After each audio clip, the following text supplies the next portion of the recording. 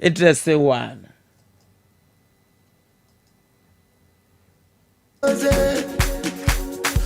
And with me, I use equip with the cassette. I bema wire empowered. Now with me, I use technology and they are creating decent jobs. It will also bring money for the individuals and the country. Oko countries like India, people are sitting in India as accountants, as lawyers, as consultants for big firms in the US, UK, and other places. You go to Pakistan, they are doing the same thing. They say we can do that in Ghana. Kenya is doing it. So we are going to make sure that we will also intentionally do this to change the fortunes of Ghana. Go to the NDC manifesto. It is in there. NDC says, look, we are also not going to set aside. You better make sure, say, you better create a enabling environment. I better buana technology. You equip the youth. That create decent job. Amom. Netimia buana Ghana. And so, etimia fat nentoma pefra. Very interesting days ahead. Very, very interesting times in our political dispensation, in our political discourse. I am excited because two parties in the policies and programs are Ghana for moonway. Mufantun senior so moonway discuss na mun say why na the policies and programs ebeboa na ya promote Ghana na Ghana so etimi adiye. Very, very interesting days ahead.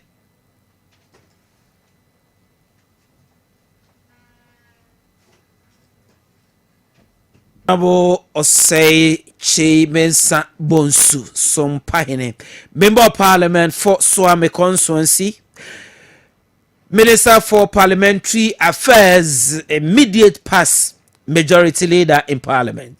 Honorable Memoajo. Nampom to say. Yamiadum kakra. Isi hache.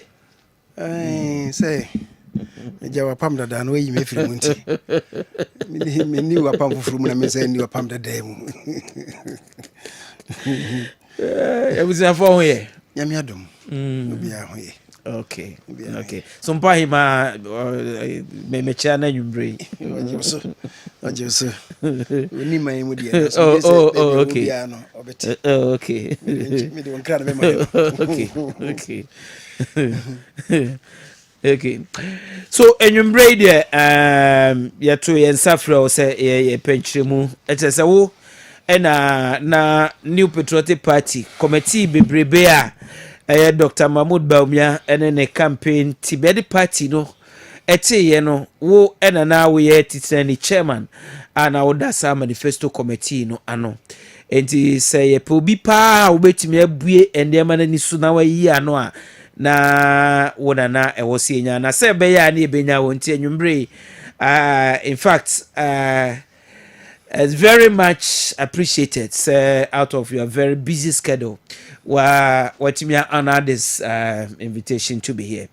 I appreciate it. Let me put that on record.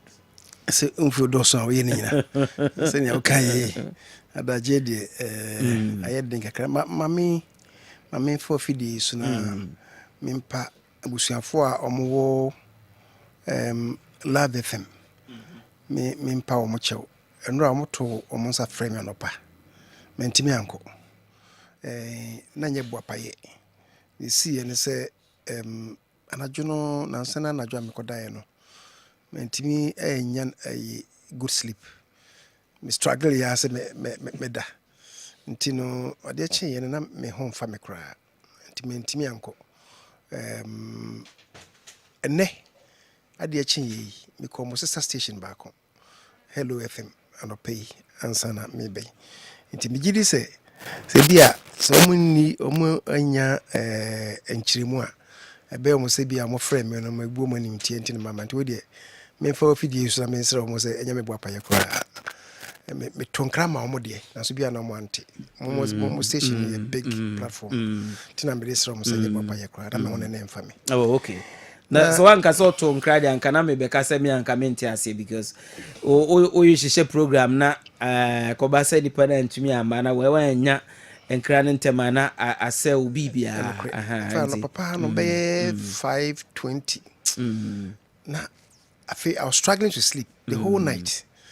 Nti me frɛ me nuanom nkuma no baako sɛ ɔmɔmɔde infa mienu mpo sɛ ɔmɔmɔde na ɔmɔnka sɛ ɛnkyerɛ mu di ntia mentimi ba nti me de nkra ne ma ɔmɔde ba sɛ ɔmɔ antia na me gyina wafidie so apa ɔmɔ kyɛw sɛ nyɛ bɔ paye.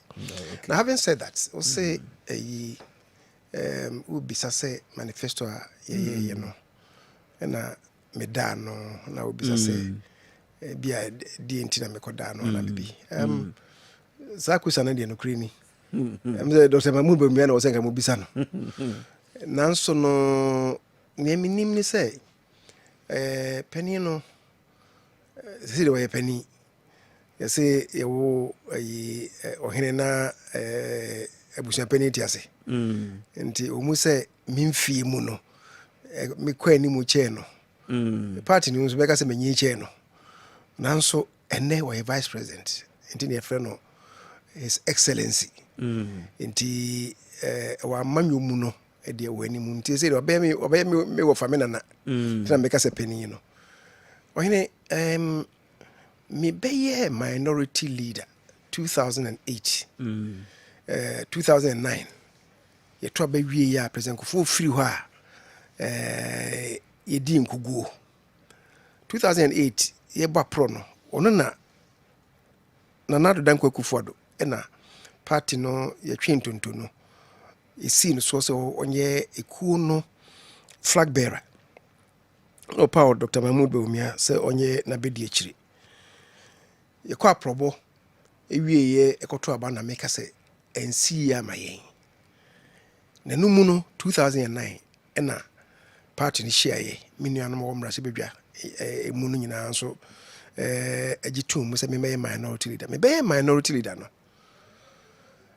say ye din komo titiri wo mra se bedwa fie say ye budget say ye message on the state of the nation na president de beba president Mills de beba and I say finance minister at the time Dr. Dufo de beba achire se tepe de beba John Mahama so be mampani so amu nyina de beba ne di mu mpense mu ye di mu abobo a ohene se ne wonim no no mra se bedwa fie ho no ye yes ade no a ye ma nkumafo no ekasakasa afei committee for no nso ekasakasa ye kasa mafo opposition spokespersons and I say minority spokespersons no kasa enso almost kire madwene a ye wie bibia say ye budget say ye message on the state of the nation na ye beka ho asem a ye wie a minority leader no na wono woka de minority for na kan nyina bom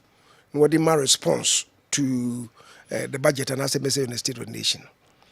Inti say ye bibisa na say finance nsem wo mu a ye economics nsem wo mu a sabe baby ono nim de ewo wo mu say politically me much more experienced than he himself was at the time. Now so in terms of the profession baby anu akuduro akoye lecturer in economics Aba Bank of Ghana abeye arise abeye deputy governor of the Bank of Ghana na fei if you hokra African Development Bank so be fa no se consultant ne kwa mama so nko boa wo mo sika sem hihye mu die se me tro bibi na me beka e wo minority ni din mu a na enipa miensa na eye finance nsem enipa miensa na me tro wi a me de kire wo mo se na mbese mkoka na mo so monhwe monkyere mo adwen wo ho nipa no ye no ndikan eye Dr. Akuto say wana na oye minority spokesperson on finance Professor Jambafo na ono oye ye spokesperson on trade tina me de mano ye wia na me de ama na me de Dr. Mahmoud Bawumia na me de ba ko de copy akoma no so ono so wona adwen kyira. It is right from 2009 and I'm in a din kita ho ye free ho no ye ba emrahye ye ba majority aban no MPP party e ba aban mu no ono obeye vice president under Nana Addo Dankwa Akufo-Addo one net cabinet nti bibia ye kasa no otie wadwenkyere a bes metie na dwenkyere na mgiri se ohun se ebia empre bebre no ebia mene na dwenkyere no bruni kasa mu me kasa they found congruence dia ebia ono wadwen no largely no so na medwen nti bia eno ka ho bi ni nyina ka bomu nti no ye se me meye saa de no me da ekuo no ano emano na no kwasem ni committee no nyame nko na me wo mu on say the sub committees bebre na ye wo other members also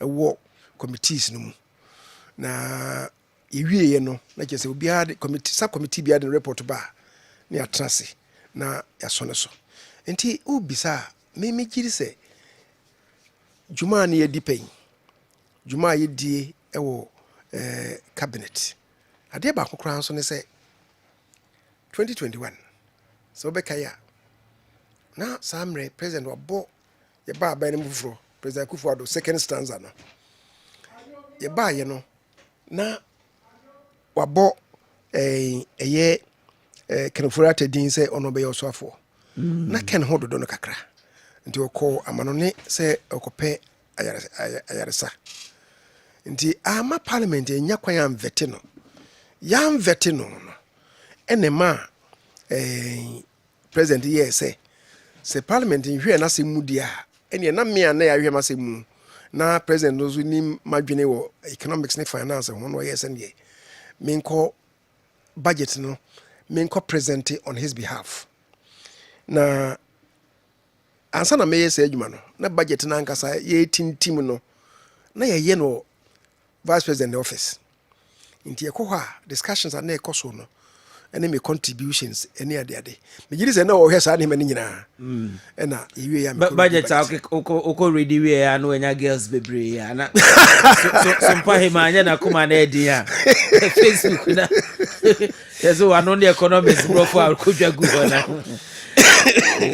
okay nti no ohene em se mejiri se ni nyina ka mu enema onya gidi umumu se memeda sa kuna no okay makasa na ma memfa kwan yi so enda menuanam a omoso ka me ho di se adwuma no because they were very prominent very competent professionals committee ni de omoto ano a obi a report o de bae no na emudo so nti wono ode ne de ne ba se Dr. Banwu bamia me na nante enim na dwene enim the vision ono an personal ideas about so many things and don't forget crowns to say or bus you know akọ University of Professional Studies akoma the broad perspectives say the management and say akọ ofaso opesebia ofaso the develop o man no nti that was the benchmark nti obi de ne ba de ato ho ne ahwe be be ka ho de be bi free mu nti se na me kan ma memfa akonye so enna sankrofo na se omu nyina so bi ayere no ye adwuma pa okay obi ayere no ye adwuma eno na ma yehunu ne yehunu ye no Bedasi Honorable Osei Mensa Bonsu, Sumpa Hene Member of Parliament for Swami Constituency, Minister for Parliamentary Affairs, Immediate Past Majority Leader and Chairman of the Manifesto Committee of the New Patriotic Party. And then Yumbre Yeneno Chuchen Komo now.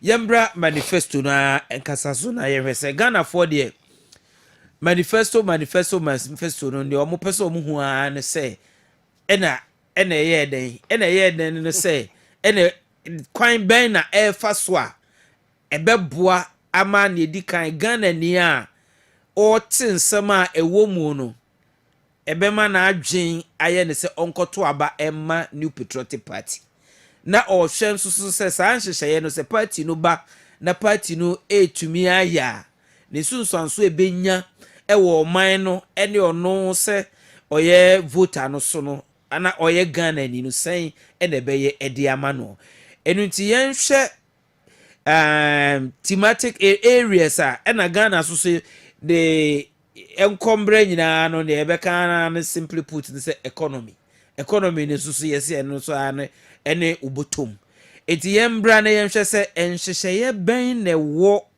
manifesto no ma se ye ko economy no ho a ebema Ghana ni aye se oh ampa ewo se yesanto abade ma Dr. Mahmoud Baumia na ne new patriotic party ene ne mpanyimfo ensign tena abam na wo hyehyeye a waye no entumi mboa na Ghana entumi endiye enti yenhwe economy ne dian ena ewom se mosemo beye ede ama eye Ghana Ohene me dase mama me enhyase emfiri se o kase manifesto no kra de ne beye ama yen na o kase ye ka no se Ghana for the ehwe ni mu se economy no ede na beye ama emu adwo ama yasetene mu edi ya maye oman no ampuntu bebem na mpuntu ni bia ka ankora ewo mu so ya brabo sa pepepe I mean chase say Dr. Mahmoud Baumia no o ye vice president ba Ohene se wotie na no asem nso a ono no wafa fena mu wafa brabo mu ayi amu o na be wie bebi a nyame ede na be wie wotie ni kasemu a na o ka se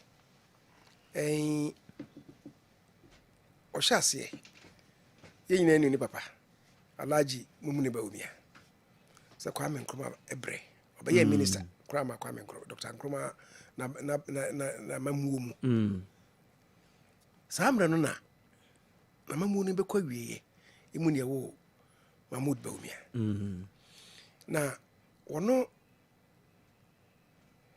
o nyini no a na Nkrumah ban yetuguye minister na National Liberation Council baye free for ne kutoka nom ne ankra nom baye eno achi ekoto aba ma buzia ewoniye from 1966 ekopim se buzia nom ebaye 1969 buzia ebebu aban kopim 1972 ofiri so na ofiri aban mu nti no kre osi ekodu baabi no ne bremu ayeden emu ye dia se woko sukuu kura no na afei no sabe oso koji adopa eno ode hwe no osi enye se okoye kuani se okoje asase no okodoye ye kuani no okoje adopa eko by day eno ode hwe no school ode namu a edi wie secondary school eko university onya kwan kwa abrochire kose na edin koye adwuma wo factory okohuru nkukum okotwi taxi ni nyina sa obinya kakra ato no ho ade ahwe no e wo suku nyame adom owie no na che se max onya ye no ekwa animu nti osa ato aso ekoye ni PhD ewie ye de be kira ade e university ekoye lecturer ansa na oba Ghana ebe special assistant to the governor Dr. Paul Akwa chiri no ekwan beda ho a okoye deputy governor of the Bank of Ghana ahono wa na Danko Akufo-Addo ehunu 2008 o friend say o mebo na chidom yekwa abato anya yie no na che say ehono akopem akosakwem nyame boa no African Development Bank for efre no ena onom ema no adwuma omma na adwuma ema omde ne call amanone ekoboa aman bia ewo bibiman mu ha ehona 2012 eso ya na dan kwasa frɛ no sɛ won samra won samba biwu oba ye na wanko biwu ndo koya African Development Bank so adwuma efiri ho osan beto aso as vice presidential candidate ye call ye no na ye di sɛ ya wene asabi ko pie court no buti aye yanko abankese mu de na ke sɛ anko yi amaye nti for 2 terms 8 years no ye vice presidential candidate oye vice presidential candidate no one na na dan kwakufu ado no ye presidential candidate no omo ko mu proper o to omo gbe bie ni ho a wanko nipa bie ni ho no manhia 2016 omo sai ko ye na nyame eye adoma ye di nkunim obey vice president if 2016 be pimle ena late last year afine ko ye koto aba MPP for the frank share ni nsem so me ekoni ba no dani nti wonim omanyi obia no senia isitie Bruni Becker said he has pulled himself up by his own bootstraps. Na ohene nti ena wonam so aprobo amakono so ama oni nipa hia na so ne nyina achi no o say na anu embe vice president die kan e obi amene no ebo kusuata photography oba me ho anan ayede ama no nti nipa ne bi ho a omunya access to me bio tie de franka na hye me nsem a mesa si abonten ena manfo kodi nkomo isa say enne se na wiase ikono ente ho se na ete ho de bia society na dynamic nti na osan see from so okutie amanfo okono na wate manifesto committee no nti wokwa me as a committee chairman me di akire na afi ekukura ye ne omokuhia no we he ne organized labor for ne kuhia ene committee no mo hwe employment any labor so no omo yenko bia ba ko mienu chairman na be di akire na bia committee member bi e ka ho ne no mako ye ne health professional ne kwa ne ohwe ya pomdin so ono nso ka ho na mesme ka ho ne ye kwa sankofo ne kuhia wo mu nyina no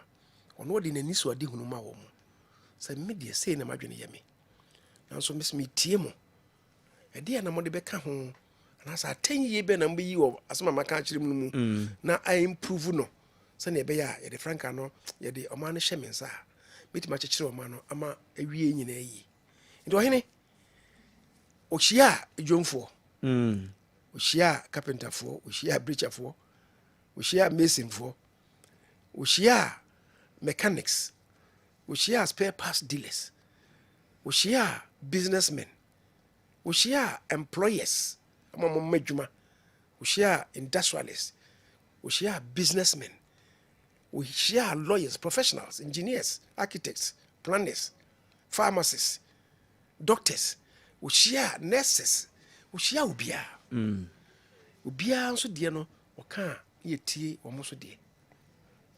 De biada yekwa na mechocho nsem no a yebe fia na yebe trefie o na afei nsem a yetie no wenum ka sei wo ka sei wenum ka sei nya wo ka ye no de wenum ka ne de emse bia wo montie o yi because wo de wo ka ha no e fit into it e bia wo montie o mantie ase yi wenum se de am ka ne de it's difficult to situate it in wo de no so how do we do it ni ehunu kwan a yebe fa so se de shem na yi a ye de ashende bi we de ebeka ho a ebi a akire no ebi a we no de be satisfy wo mo nanso ye kan nyina bomu a omamu nyina be ha omamu nyina ye de ka ho a ebi anya yi ti ni nyina no na ye be yam no fikofiko ho ni aso ne so de wo se ye de kan de no ho no ono na ni so de hu no ye de aka ho ye wo se yi firi mu ni ye firi mu wahene sa ne ye no a ye de nya manifesto no nti the manifesto no a cross fertilization of ideas yediaka ono ane de eno ho he refers to ono ane de no say the broad contours of the vision to develop Ghana yede ne nyina to nchen a don't forget so gina MPP amanyoku na taban so MPP na nkasa enso ye philosophy so what you say the na wo ye no also who say is in sync with any MPP any so ade hunu no ye philosophy ideology no ekopana ohne you know unim say ye ka the broad development agenda so of this country the republic called Ghana your constitution no the 1992 constitution no sets out the broad overall development agenda for us in the directive principles of state policy so political objectives, educational objectives, economic objectives, cultural objectives, social objectives, even international objectives, cultural objectives okanina so tinya wo ye no also hunu say constitution ne constitution kan nso and na wo ya na say de wo ye no ne constitution gbebra ohene ye de enu ato nje no so man ye di tia ko hye ayi eboase IMF. enye IMF nko Okay, international organizations say United Nations. United Nations. Hona yakofa SDGs if you Ghana for ya sign see ye pene so. Nya wo ye no sustainable development goals no. How does would you fit into and also more than fit into also broad agenda. African Union our more agenda for development. Ni nyina nso ye de tia kwhyase. Ya ratify those protocols and conventions. It is the way and also we say ni nyina ene no etom pepepe. Na enenti eno na ebe benya ye manifesto eno. Ohene na obisa say the manifesto dey na Ghana for here. The crack. The crack say. The crack say. Dr. Mahmoud Bawumia say ye to aba ema aban say o me solve problems. So, you know what say to lead is to solve. Ye to aba man say be solve problems a wo man mu. Ye nim say o man ye problems kakra, ye face challenges kakra. It aba ye to ama wo no. E kwan ben na wo be fa so wa hyehye o man na kyekere o man no se na e be ya o man ni mpuntu a ye pe no. The broad development agenda, the economic development agenda ye benya. Na ye develop o man no mpuntu o man nya ne mpuntu ama mpuntu na e ba o man ni mu no. Ebi enso affect yenia yesika ne yesika sem. So what you say? Tino o sha say economy no e be edru no. Ahokyere bae no. Say ye free mu. Ye fi sa ahokyere no. Na de na e be ye na anamo yesisi ni etima hye mu kena. Se na be ya impuntu be ba o man mu. Tino o ka say na Akufo Addo abe bi ewo say ohene say wo fa say ye ba ye obeso John Mahama na mamuo no mu 2017 say na economy no sitie na ene mitie Mampani John Mahama was say economy no jama ye na economy no was booming. I'm say papa yi nto giri say Ghana for refi ni oja ye ana So what must statistics no? mama statistics no statistics dey na kire statistics ohene o man bia nkan ko susu de susu ye de the first one is GDP growth rate and this are GDP growth rate no connect say the average GDP growth rate out jai no na 3.2%. 3.2% between 2013 and 2016. Akufo Addo be so mu the first 3 years and what they call my average of 7% too. Until COVID ever 2020. And they will see uja o man man yi. Dumso a uja ye. Ohene ye beba ho na o de ma menka the question we be say Cause the average Ghanaian no. because again for you review and answer said no can as say you were short memories and do feel say bia you refi. Kwam ohene ye ba ye o say ye ba baby ye dru no so na be ye ho be hin ha ye no di kan ye say growth ya somu no baby ye pejaba ene this year first quarter kra ye hwe no na mayen about 4.7% growth rate abra na ye ni da so say afin ko ewie ni etima grow economy ni by 2.5 first quarter ni etima nya 4.7 entia minya and say second quarter yi that is up to June your assessment and also ye above 4%. What it means is that nyame ye adoma afin ko ewie no average a minimum of 4% ibit when we thought say ibenya 2.5 what you say wo the last a year or coin they 3.4 which was even better than the average 3.2 now the my don't forget in 2015 he grew the economy at 2.2% and the John saying and I'm just saying say eno ewo ho and you say enema yeah planting for food and jobs, one district, one factory, one village, one dam. A day empuntu eba man infrastructure development akwanya ye agenda 111 and the ade nyina o se obehemu kena na afei o mai ade a yesu ho pa nso so eni adwuma And one say, okay, say priorities are in here no. Or say, both solutions for creating job and for businesses. creating jobs and businesses. And the Juma, and they say, Obama Ghana for near Juma ye. Nafi, woman so a Juma so anka say a dear ball man. One ankran kre a private enterprise be can to create jobs. As for a quite before a create jobs in there, what can be brave or say especially economy no a quite be more muajo or any idea about high a ye currency say enina.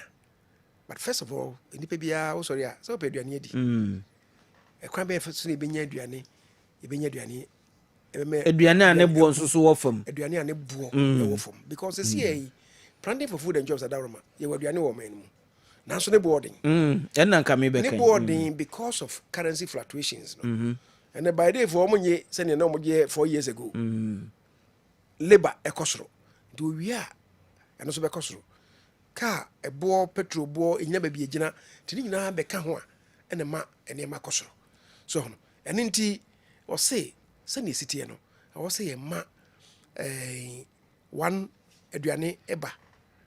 What it means is that start planning for food and jobs no say shimukina because say see Ohene so what to say isirim ekom yaba because aduane amudua ni nyina asai dodo no asai yeti anye yie ade na asai na ye dwene ho say ekwan be so na even farmers ni betima kushin om kakra no ene say Burkina Faso so could be on Bagreda.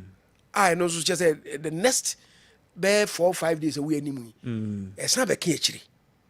So, and teacher say, in Rono, I'm a dear, by the Modia, beans, by Ray, Bibia, a bro, ever say. And tea, ever ma, I want to and you say, Sanya planning for food and jobs now. A day, a my be the go warehouses. Any buffer stocks more or any minimum in case you may. Until I make us say, Sandy Mano, a boy. Now so a border cost, I didn't bit my ye, Nafi, imu adjuing. That is what Dr. Mahmoud is saying. Say, oh, Bobby, planning for food and jobs. No, and only a cover one village, one dam by you. One village, one dam, no crack, a yibi. Now so, yentimi and we send a net ye penal. So see, I can over bear a Hassan and our system no moon. Now, so within the next 1 year, that is next year, 2 years from now, no, I say the 2 minutes in Saturday na yeah, and so I be boy in full year kakra. I say to me treasure no, they be brave. It was slim krum no so. No one you be the petit woman flu so. Say kobasa, ebe ma kwaye no, ho abamfa so, and was say you be create systems. Send be ya and now commander you do tomatoes. Ebe bu an April. A commander tomato. My friend Dr.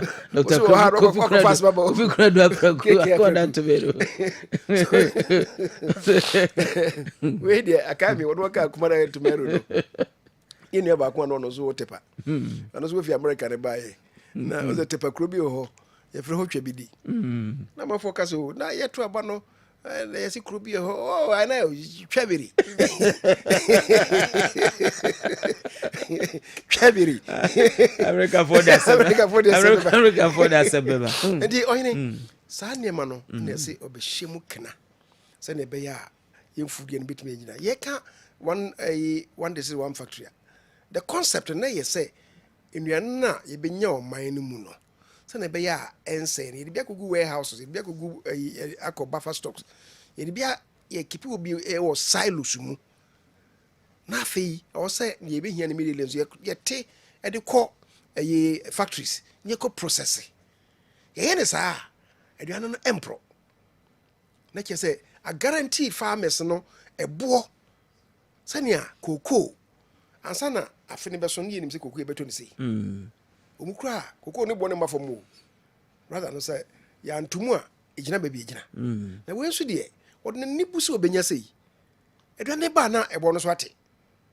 na no ho kyerɛ no afei next year no sɛ bisa no kɔbɔ ya abɛyɛ na yɛ neka nti asɛ ekuafo no mo gyina baabi a mo gyina nti no ɔka sɛ ɔde saa nhyehyɛ ne ba ama asɛ yɛbɛtumi abɛ guarantee prices ama wɔ mo ama sɛdeɛ mekaeɛ ne kɔba saa kua no ɛbɛyɛ akɔ no ama manfo akɔ mu akɔyɛ saa kua adwuma no na ɔse ɔbɛyi private public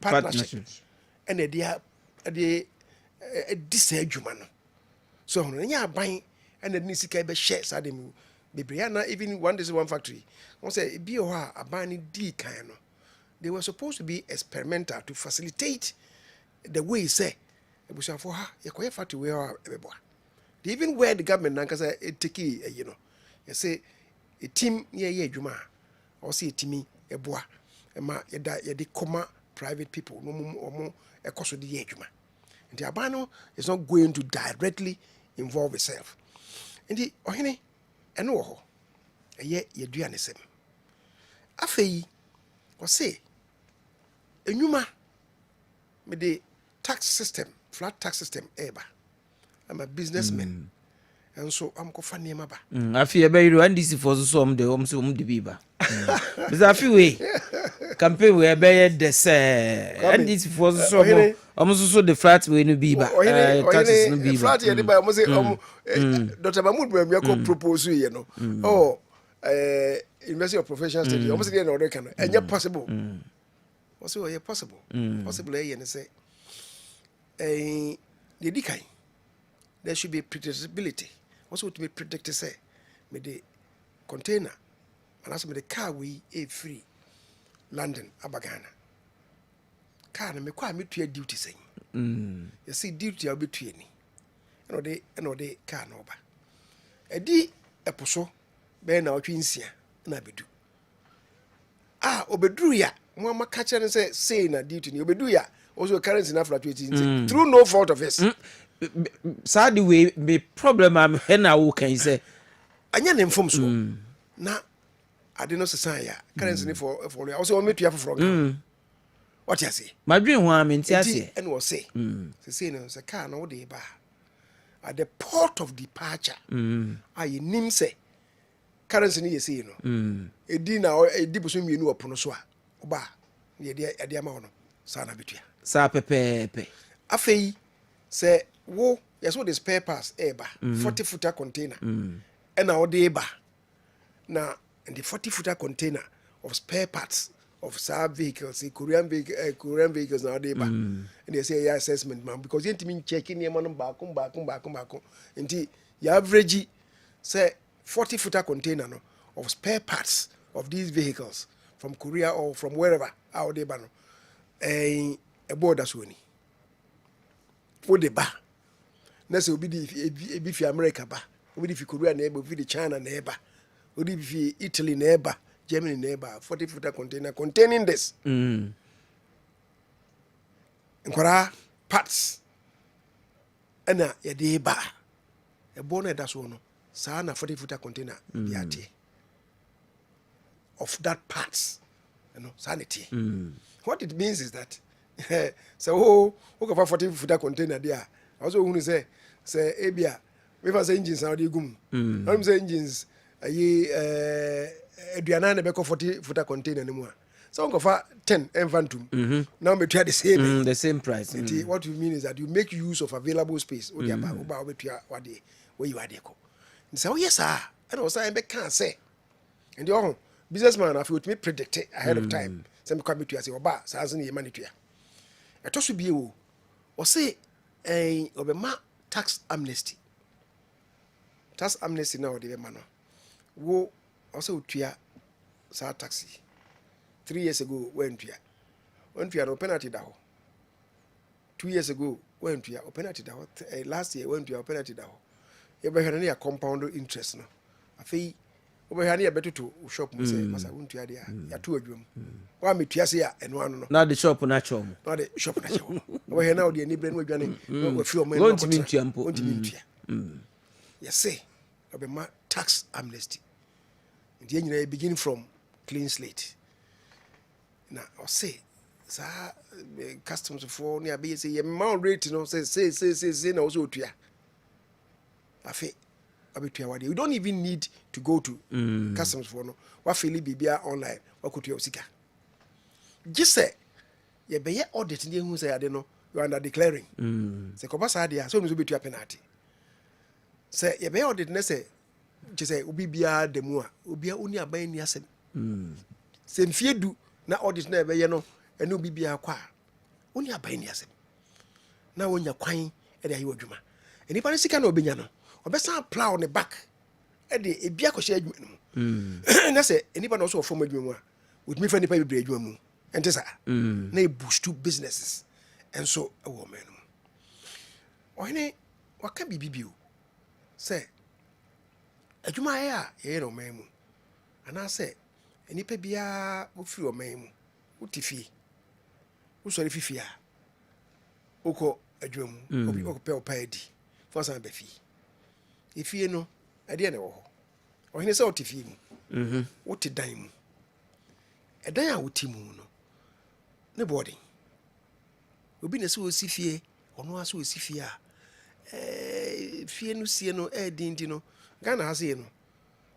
research actually say so bi sha say osifie a averagely it takes the person 15 years if you dunum and what maybe you die no so be bu na ebi abubu no asen abeto aso na ya twitwa o cable che say obi a o sin da ya tremu no it takes 15 years owie no o ko retirement age o ko tremu kura mpo a afedi obedi kura na yeden and o say sanete dia edan esi no o say pekwan a betumi provide affordable houses ohene kuma se obi onam kejetia obehunu oyonko bia obehunu na sabe wonam kwan so na sabe o fifiri mu maso ro pepa jack ade jack me why hoto me pedan obi also pedan de na ope or parental accommodation or pedan obe hai anya na obeto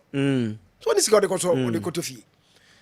Unfortunately, a day is see or Ghana has seen. We are not developing rental accommodation. You see, near friend owner occupier structures. Near real estate for no cry, you see several. So be na a bit me akota.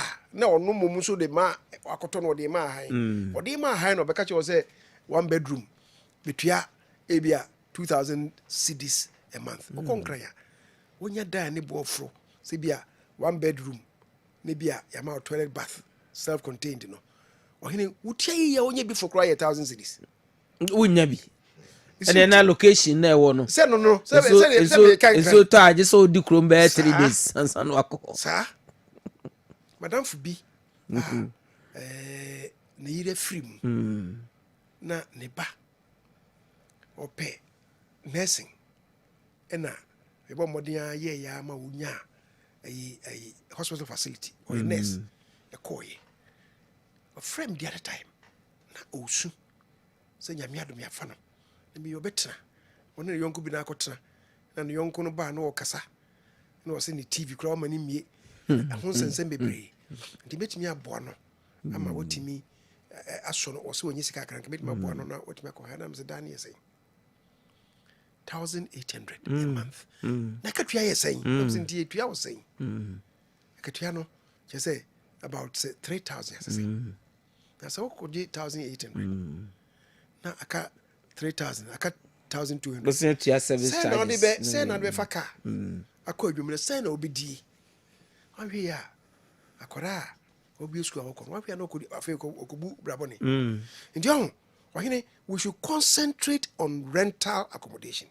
Affordable yeti affordable houses for ye be wie na akoye enye affordable no definition na akoye bibia hobi ordinary person no even ordinary public servant the who ni say ya affordable no in quote ontumi afford it and how affordable and we are okay ebeye in the next Baumia administration send ya okay oh say mu say housing so ne be encourage private housing wasinya aba na be ne mum no aban no bɛkɔ akɔpɛ asase no wɔde ama private developers no yɛdi kan asase ɛho ɔde wɔ nkran de aban no akɔ secure asase no ɛna ɔde ma wɔ yɛtɔ so mmienu yɛ create a financing scheme ɛde ama wo sɛnea wokɔgye bɛsia afiri bank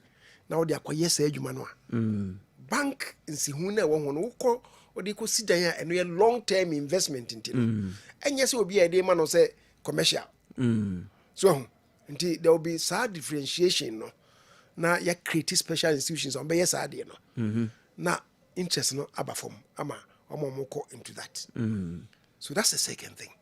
Then there's going to be classification of a housing scheme. No, once you say be a social housing. Social housing, you say you create temporary structures. Bia we na be kuma say the obawe no kra wo hu no. What the ben nansa nine. So anybody can go to social structures in what you say at very minimum cost. Say that kro you say we be that way be 20 cities 20 cities. Or that Udi na say hu ni pa kwata so okọ. What you say? Those are more or less transit quarters. And ye wo ohene otu kwan. Okọ abrochire. Okọ London na Ghana for bire ekoi. England ho no. Eden a Ghana for no mo tete mu no. Your friend say ya council flats. Council near the local councils. Yeah. The district assemblies dana omo tete mu. Adwuma wo ho no otimu na or T area on or Kojuma. They are council flats. The councils in the year flats. So, Ohene, ye has say no, assassin, and the councils in the war. And John, or say, or ne, I am for no betukese. Na, almost so, ye development plan for every district. Ye development plan for every district. Ye him say, and Temoha, Sasia Dahi, ye de Bisia Dine. That na ABC no. Ye be site and servicing of the plots. The ohina wo dia no. Ya say ye nyina ya dwen. Say ahemfo no mo complain say amambo no yemfo mo nka ho. We should involve them at the district level. Because development no ekoso ewo asase so. Asase no so no nananom ahemfo.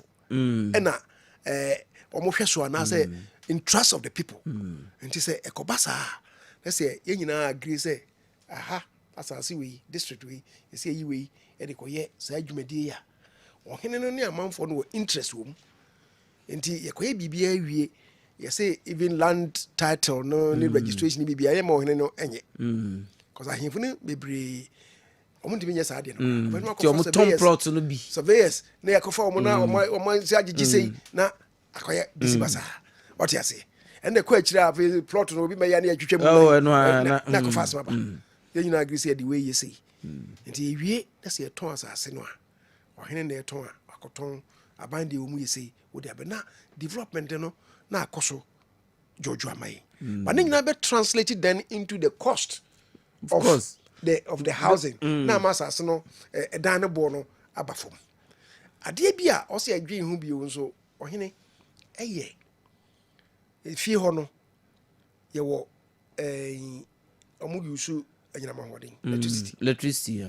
Ghana electricity ne boarding. Ne boarding. Ne boarding ne say no energy electricity power you use o memu no. The installed capacity of power generation say no about 5,600 megawatts. 5,600 megawatts no. Ohine emu be 1,700. And a year hydro. Akosombo about 1,100. Bui my 400. That's about 1,500. And a pong. And so my kakra. They say yeah solar. And then say yeah cry by yet me about I think 170 megawatts. What you say? Yeah by no more about 30. Any day if you become about 170 megawatts. But enko baby. Thermal power no na a year a dorsal. A mayen over 3,600. But thermal power generation ne boarding. Whereas you generate power from Akosombo, you're generating at the cost of about 4-5 cents per megawatt. Amerinum any car power no. Omo generate here about 16 cents per megawatt. Nti wo de bɛka ho a so generation mix no na generation mix na afei na de na aba from aba be 12-13 cents per megawatt. still expensive. Still expensive. Nti wo pese wo de ye tua sika no fi a ne boarding. Ye tua ye de ye industry so ne boarding. Ti you produce ne money wi a na ma the price of the product na ye uncompetitive. What they told the firm no ne ba so a na ye de ne boarding. Ye pese ye friend is saying bauxite ye tuo near soneso into alumina ye the aluminium products near the ade. Yami adom ye nya huge iron ore deposits. Ewo esrem sheni the quantity na one ye massive. But what was also so untimi mfa 13 megawatts enye 13 cents per megawatt per kilowatt hour enye nti ho what person produce sa aluminium iron and steel say the power of cost no more than 6 cents per megawatt. Forget it. You can't break even. Untimi and break even the cost of production and the onyamfa so. Nti for a long time aluminium no pese ye no any iron and steel no yentimi enhu nanimu papa. The basic apart from funding is energy. Nti say ye adwen ho say okay and e bia e be dedicate maybe 1 turbine of akosombo no ne dia koye sa ade no. And I say bui no yenyi baako se ye ko ehye ni dia yenyi bui production line baako ne fa nko ho enko ye dedicating to it. And I say and ye nye hydro baako kra wo uti so apart for the no what you say never me supply. And these are matters that or say sane mani nyina wo but nansa na no me ba abe concentrate on solar energy. You say in fear na ya we ni mu no be generate 2000 megawatts of solar energy. Solar no so yeah one maybe say no kutua compensation we ensure no yeah be fan crop fusa ase kutua compensation.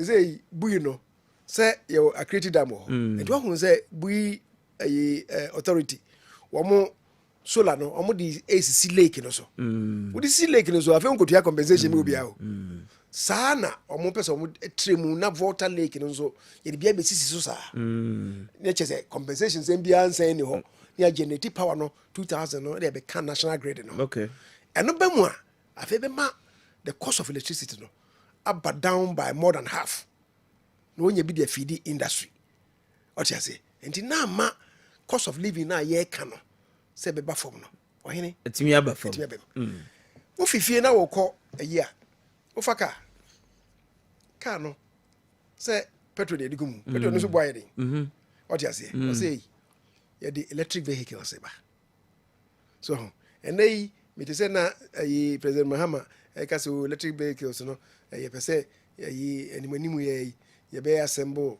motorbikes be cry electric vehicles. What he doesn't even know no say I started Saturday no Sprinters Road cry. It's going on. Your friend say Wahoo company the electric motorbikes that they have. President Mahama, he's not even aware.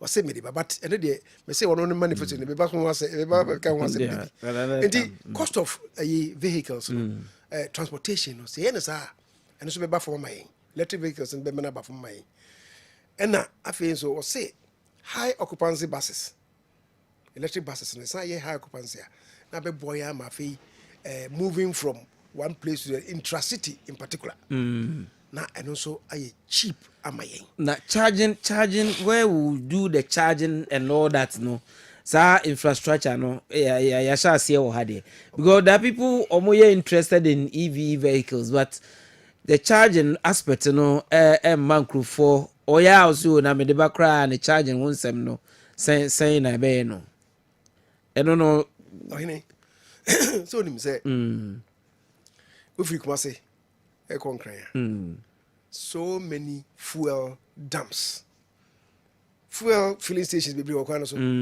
Sadia no, I say gas buy na filling stations and yes, I told we know one year no filling stations. Usually, baby, I won't say filling station have organizer. It will be a no now mako ye ewo. Udu ha eboho mako ye wadi. Then you go. Okay. What you say? Okay. And now, but who say fuel no petrol no beko from the filling station. Say why yes I did now and crofo kran to fuel then it comes as a replacement for fuel no a ye to no ye to ne kese no. Why nya fuel station e begu. Even after 2030, many of them 2030 fossil fuel cars. Many of them, may not be coming. 2030, fossil fuel, they will, Ghana had it, they will still be using it. At least we have these thermal plants and they generate power. What you say?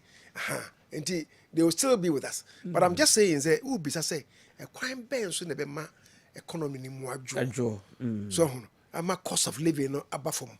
Or and who was them the maybe the last one I make economy no, and we be gold for oil. Go for oil. So see, I mean, we can't find one. One of the things that my currency no, na a depreciating no ye. One more tongue, fango or memu. See, come here at their top fango on daily basis. Why ne? Unim ankure petrol and I say diesel. Ankure do a here no memu debiada. Do you know? We use about 120,000 barrels of each day. Each day. Ghana hengina 120,000 barrels. Yadigu kamu. Maybe small generators I will feed gumu. Crude oil na IPPs no usually generate thermal plants and power from their thermal plants what can you come on daily basis you call over 150,000 barrels. I was here to ya. Na no ne boy say. Barrel biano ewo emu gallons say. Ohene wuni say barrel biano ewo about 50 gallons. Na o ton gallon no say na o dey multiply 150,000 no. Na o hwe ni dollar. Ni house here to ya na be hu say de biada. Na ehia sika ehia de akoto ayi fango no. And I be say baby say pressure na be so no sika na your reserves e wo no ya hwe ya ebesa international reserves no hwe ebesa the emphasis go for oil imra ye wo sika ko ye ni dollar ona also be ton petrol ma ye hia na buy ni ye sika ko ni ndi ase tete ho ni ye barter arrangement no the sika ko no e bia we board da so ni also fango no e board da so ni ndi emfa ni nsesa 120,000 barrels, 150,000 barrels. No. Say na ne botie ewo isika akọ no, ne de sika akọ na ma no. No wafa. Na o de fango na mai. Nti ama pressure on the dollar no. Eni ho biosa. Nti na ama say ye dollar no. Ko kakrakra. Yes na nsen no. Baby won enya de ko kakrakra no abo. No, me person say senka pressure no wo dollar no say here. I will tell you say senka cedi no about $40 to $1. When I between a break. Okay. E to so bio no, sa go for you no, any mamienu. Apart from sa we dey my ye no. Ade for ya my ye ni say Bank of Ghana enya kwan say yesi wa wotu sika akọ bia no. You be family Bank of Ghana. So one family Bank of Ghana say Minerals Commission dia na kese wo smuggling. Wo smuggling. Ohene send ya wunnim no. Ye mra pon no, ye national constitution. Essay. Let me quote it. Article 257, right? I think. Article 257 of the constitution. E can say o memu e form agudie bia no. E ye nyina dia. Article 257, clause 6 of the Constitution. No? What he was saying? Was say every mineral in its natural state, in, under, or upon any land in Ghana. Se was asino eso. Anase ewo insuomu rivers, streams, like insuansua, water course throughout Ghana. The exclusive the exclusive economic zone and any area covered by the territorial sea or continental shelf is the property of the Republic of Ghana and shall be vested in the president on behalf of people and in trust of the people of this country. Nti ho, Ohene, yɛte ne sɛ, wote ha yi, ɛna nsuo tɔɔ dendenden. Ɛna ofiri ha, wowie w'adwuma, wapɔ adwuma, na wokɔfa wo kaa. Wodu hɔ na wohu sɛ gata na ɛde w'animu no, asɛ ɛbuo bi dem. Nsuo no twi fa so, wohwɛ ne din sɛ, adeɛ de sɛ sika akɔ, ɛna wofa ayɛ koraa. Yɛmmra no sɛ nyɛ wo dea. Mmara no sɛ nyɛ wo dea. Ɔwɔ sɛ wɔde kɔ. Kɔkyerɛ. Sɛ mɛtu awum deɛ. Ɔma no gyapadeɛ bi abɛdi me hɔ. Na afei yɛhunu sɛ ɔma no gyapadeɛ no akɔdo watu ahum koraa mpo no a ɔma no kyɛfa a ɛwɔ mu nie. Natural resource. Wo kuma se ha. So wonim sɛ kane no na sɔ mɛsi adwuma wɔ ha paa. Day and night. Yeah. Day and night ɔbɛyɛ adwuma. Ɔhene ɔbɛkɔ hɔ no. So maybe I'm saying customs officers still. Ye pay dua no a. I'm say dua we eye asamfina. We odum. Ne boy ye say. Ye twa quantity say what the stamp aboso. Di ne efiri ho bia no ye nim quantity efiri ho asamfina odum hyedua mahogany ye nim ne efiri ho ne bo oman ne de ewo mu ni. Na so me for ne tua amaban. Wokɔ big mining companies no so a sa ne tie. Na ayi galamsey for no medium scale ones and e binom declare na omo discard for baby na copy baby no maje musika obi kra age a na waye na arrangement we na India fo bi o ha we Chinese fo bi o ha na omo tua ne ka na omo de ko aban no nya bibia mfiri mu mi wa o se asase no so de a o hwe se aban ba be sisi asase no o se nsuo no a o hwe se aban be sisi nsuo no ono no akwa ne galamsey no afa ne bibia na o de ko o man na nya ho kapre enti saa de no ana yesen hyehyɛ de ba no de obenya no go and declare Bank of Ghana and you say aboa Bank of Ghana ama ye ba ye the reserve of ye say gold and never ha near about 7 metric tons or so no and ne ya bo ho ebro emprenan ama Bank of Ghana say sika kwa ɛwɔ reserve no Ohene is close to 30 metric tons from Kwapeni Brazil since independence you know about 7 nti ɔho wonye sika akɔ no nso akɔgu Bank of Ghana and na ɛbɛyɛ wo sika no nso akyiri baa ama sika no nya the stability a wɔpɛ no te sɛ ɛnya saa reserves no more egu hɔ America wo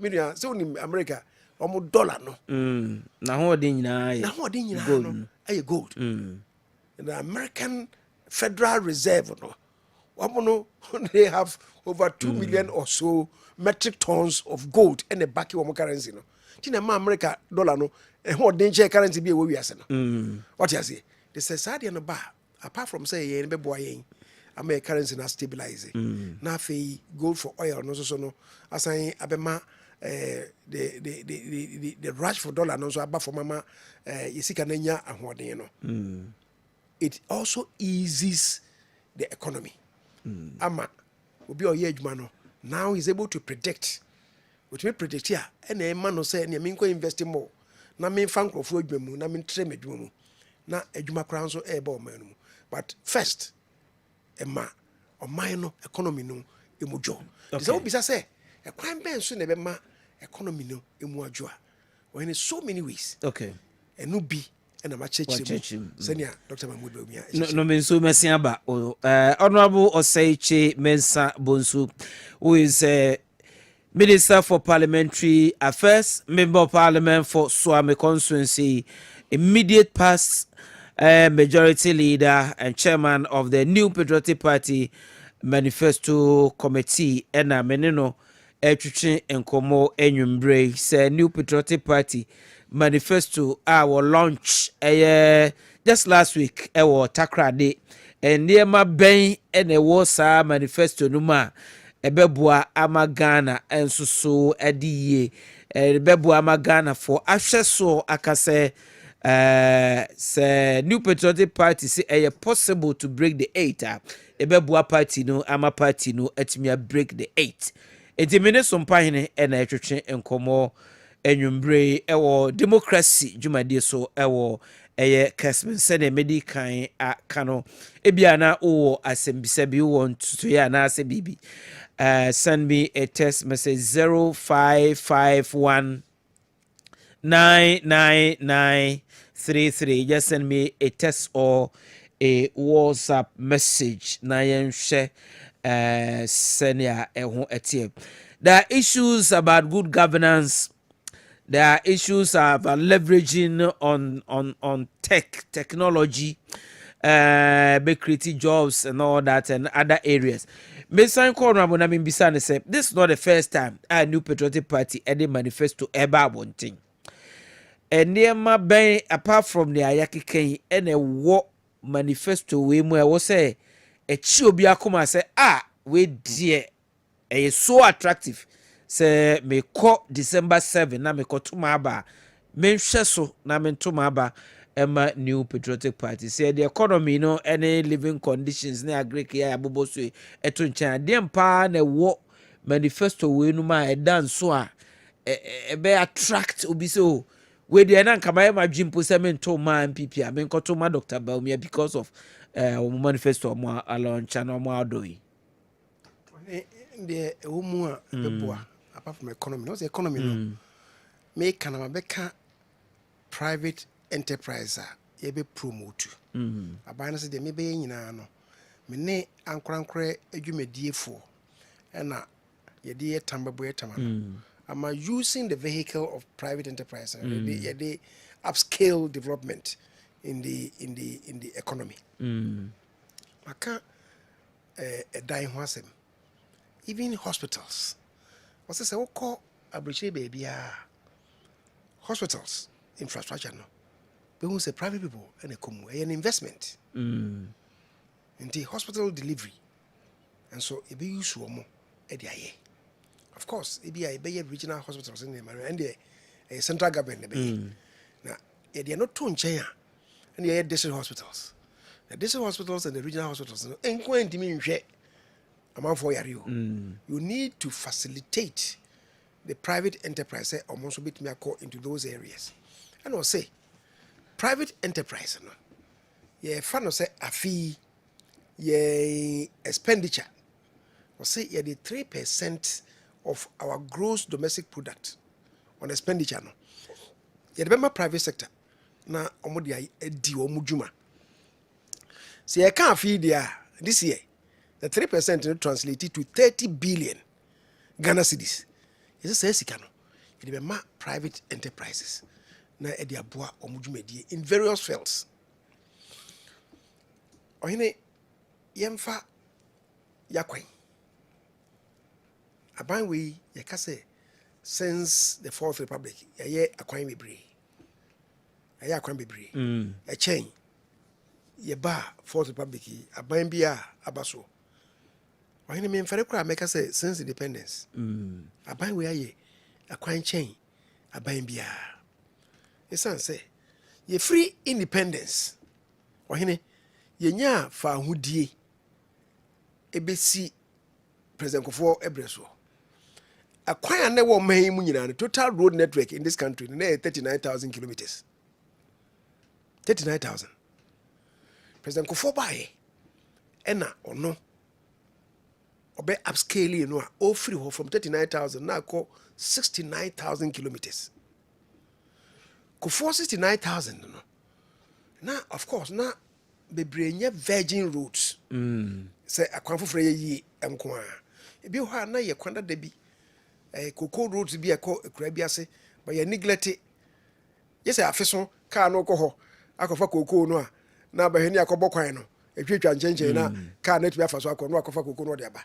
Ewia ka bia nkokrom ho bio na kwa na saesi ebi ye timber truck roads ekotwa timber bi ne yekofa ye na aka ho Kofo bae na sa kwa ni nyina okosire mu a bicycle route was no we bicycle route we a linking community to this community ebrebi grade bi kura kofa so ye kwa ne ye na so be 30 years ago e kwa na fu e na aseye but aye can't mean go hobio na kofo be develop sa kwa ne nyina na capture ne nyina into the national grid and the ma ye increase e kwa no from what mean increase e kwa no from 39,000 to 69,000 an addition of 30,000 kilometers or pim aduasa and kofo de beka na se na make no kofo na ankasa kwan o ye de the virgin roads no and I said kwan the kan ho ankasa was about 10,000 kilometers.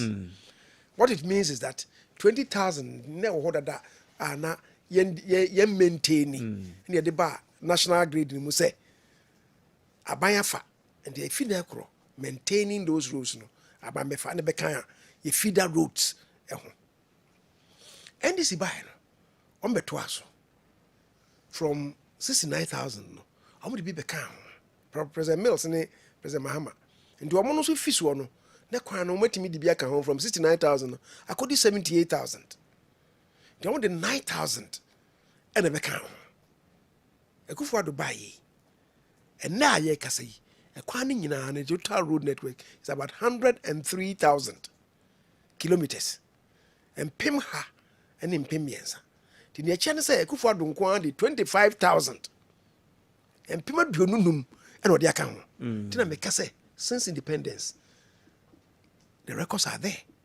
A bambia maya, a bay choir, a chain, near Kufado. Aye. What I say? That's why no by any answer is not enough. And ye enough. Ubia pe quine, a call a ye and ye enough cry. And now in grown chrono, and so Ubia percent in chronum and potemon, ye bay. Me buy a meniabre. So I'm a constituency. The bia mano dem. And then yamia dom. New swami, yet me good quan be brace. A cofa club 600 the chiho, yet my yebi. Oba, ABC mercury now, about 1 inch of sapetin quanum be. And then mercury about bare 8.7 kilometers or so. No, ye no qua, ya no asphalt, cronum potemon. Takwa, and so ya yebi say. Yamia dom. Interchange na ye be no e ho akwa bi akofa takwa nti fatakwa ekosi soka gas so hono na eno e ho no so ntemo no kakra aka no so ye be bi ato so because ne aye drains bi kura wo hodada ansa na sa we no ba okwa abushokuru a e say drains amu de no close to 12 kilometers okon kontwuma and also the same thing consumer roads no about 6.8 kilometers ni nyina be ka ya drains ni nyina wi yetimi aka ni nyina gumu a enka na kese ntem ho no abai e kwan ye de e bro bibia so fa nkonjuma krampo no aye bi from Oxbourne Junction akopie breman e kofa ba bi ni efre ho bandede akosi e fere sen tanker driver e be si ahemfie no e ho nanso breman krono antem so ye bi okokrono ma ye bi bohia nanso yenwie obi apibia korentem yami adom nkra ne se na anu yi na ado e de wakofa bibia ba ye frɛ no drip ye de mfidie bre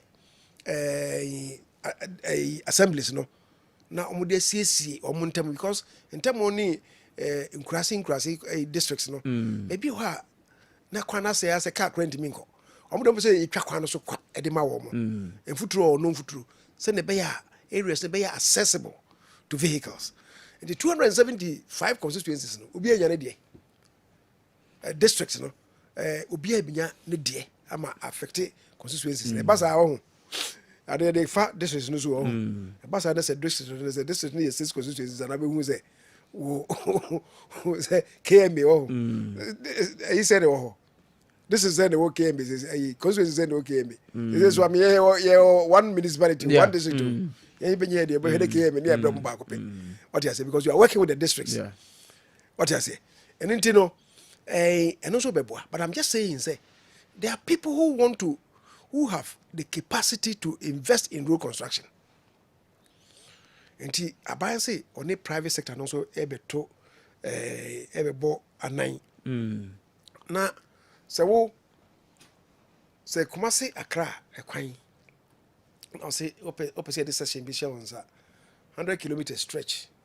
It is shown why we are no crime mention I've been your sika. You told a quino. Now they are Jusika. You work traffic if a quino so. Say okay, we are 100 kilometers now. But me the influence in your sika. The influence and been your sika. Sika no bit me recover. Who investi sika noa? Or he be an Kaubenya Vaso. Yes, the 2 years is a tool so. And also be taking care of investment interest of Ebaso. It's 6 years to recover, 2 years for your profit. You're working in a boots as you boots no, and yet any party who be if you electronic electronic. Utia, do her work and one tia. What catchery? No, tia bed. What tia, what catchery?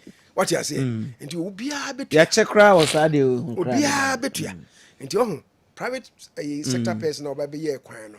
Well, who say, me a quana, a yet day, and ya by way, no bears a mere quano union. Oh, no, I said we Kumasi Accra Road, a contractors is a real more muyo. Saturday. And a free and crying Casanso so.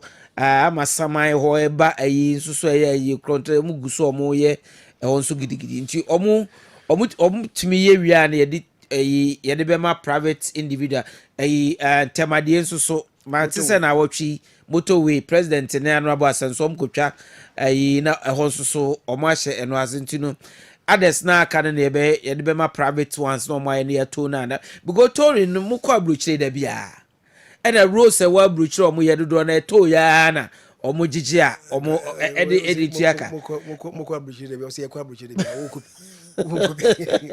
anyway you work people so Ghana me just say Ghana politicians ya na masande aye politics talk akra wo say yetua and na ne boadin na when na fa me invest me road now say onko 1 city na na be akoteneka.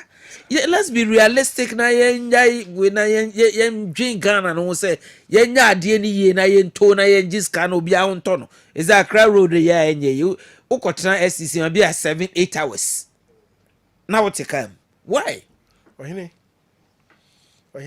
o say for the year what the year politics Professor Mills buy na ye 10 pesos wow Accra tema motorway ye 10 pesos why and the Professor Mills be car say sadia no yenye 1 cedi and kre hey baba no 1 cedi meant that or increasing on 900%.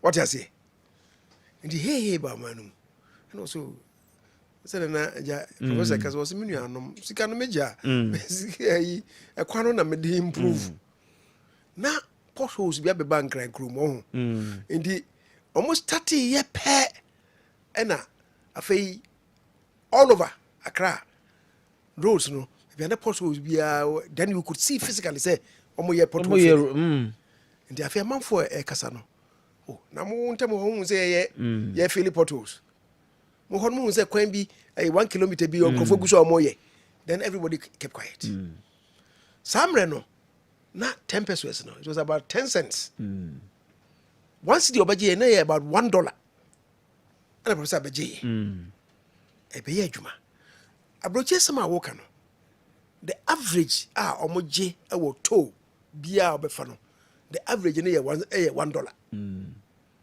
what you say wo ko America no ma some of them are $2 say expressway no some of them are $2 but near minimum no $1 to say yeah $1 says yes say yes it's about 15 cedis when I work say encourage 15 cedis from 1 cedi na je no who can e ma bobeba but we must begin from somewhere somewhere something reasonable dialogue on this reasonable national dialogue on this say look you need 15 cedis but the 1 cedi na Professor Mills no je na $1 no say no enu 10 pesos ni bi what you say it maybe we can begin with 10 cedis what you say you get 10 cedis na obi kra ka say na Dr. Baumia kra ka say look obi te enkran what is legal if you want to call Accra Central ko ye East Legon ho nyina ye baby asphalt what you say ono ko fa moto we so no tua one cedi ni bi sa nkrofo no so be yom den what you say until we should find a way say obia we use kwan we use eyini bia so wo dan si wa na wo edan no kwan na ye no kra madan na appreciate no and they was here working in such a way say property rate no people will be ready to pay. People will be ready to pay. Ready to pay. Hu ye na hu say kwan say be fa ho. But I was just saying say yama enkomo no ko fa ho no say private sector no ye be ma mo kwan ye be ma mo space to involve themselves not only in a dance but in a kwanye hospital crampo so metimi aye hospital na yetimi aboa ma omani railway lines boankra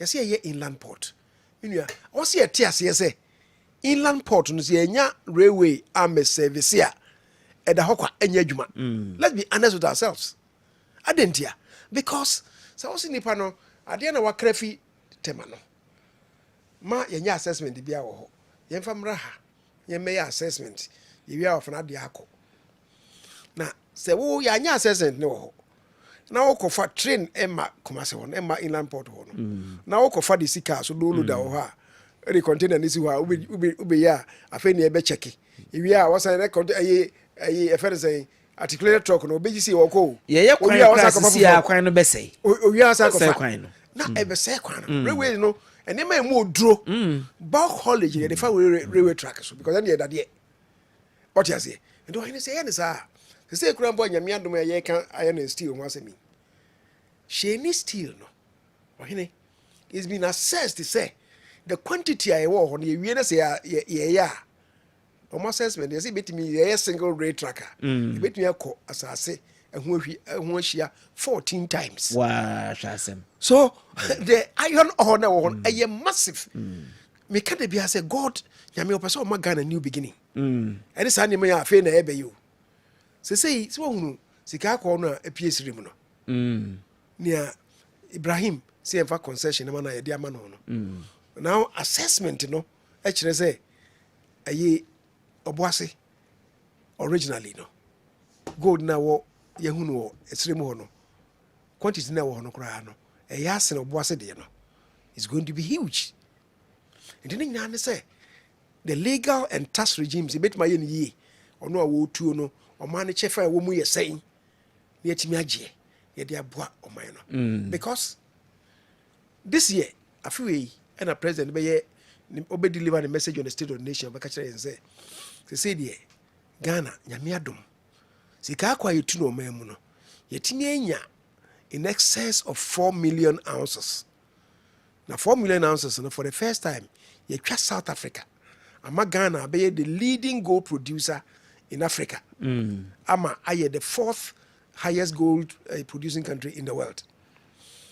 Now the heka osremu e beka ho a menua we hu say we can go to be 6-7 million ounces but that is not even all that is official because omo monitor your gold sales no actually yen say even the 4 million no the smuggle and if you mahimo outside Ghana no ohene over your friend saying over I know say close to 4 million between 3 and 4 million ounces me just ability jam gidi ni say ohene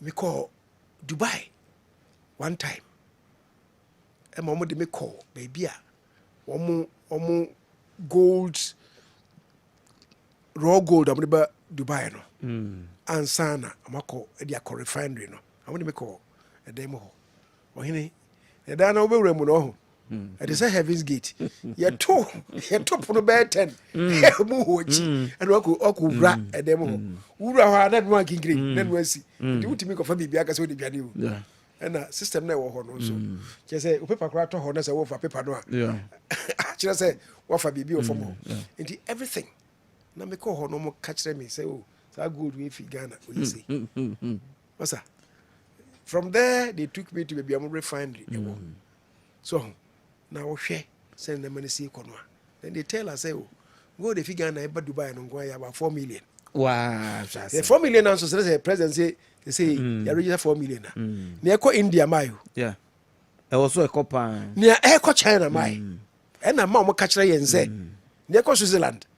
Near ko UK, near ko Australia, near ko America. And then I almost say you go production you between 7 and 8 million.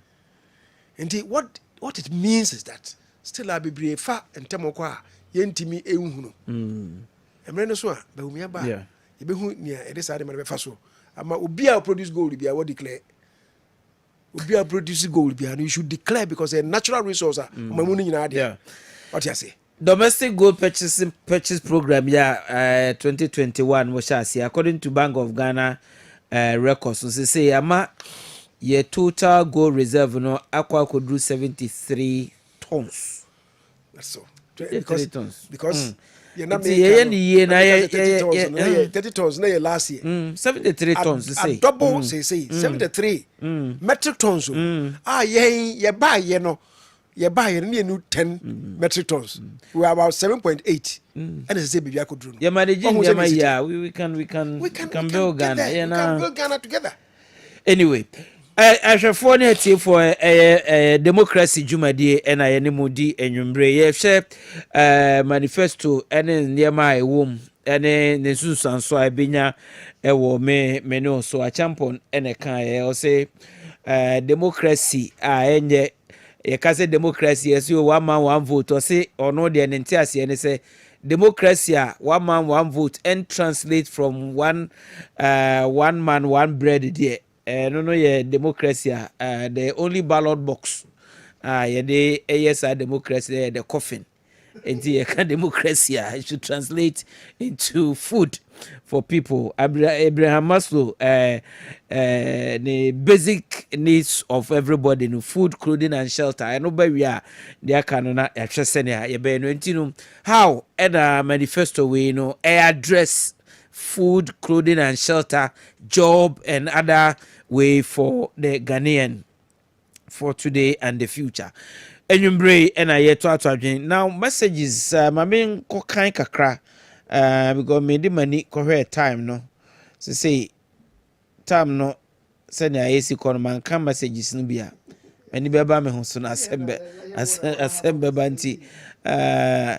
Okay, so we say good evening to you, lawyer. Please greet the venerable guest, honorable for me. Tell him that they have done some good works in their own view, but comparing the amount of loans they've taken in the name of Ghana and the works they have done, it's unmatched. The apathy in the party created by Nanado will send them into sweet opposition. Times are hard, he says. Okay, this one is coming from a slide. Now, this one says, good evening to you, honorable. This is not the first time your party is making these promises. How do we believe you this time around? NPP, never again, he says. This one is coming from when she ba, your name is not there. Okay, so this one says, honorable say chairman Sabonsu, your exceptional leadership and wisdom inspire deep respect. Listening to you is always a privilege. Okay, this one is coming from James Mampong Ashanti. Now, this one says, good evening to you, lawyer. My name is Bequin. I think the flagship policy by Baumia is the credit scoring system. Okay. Now, this one says, my name is Ochre from Takwa. Please, why the government is using 2.29 million euros rehabilitation on Parliament House whilst they can wait till our road construction finish because the country needs more money to pay contractors.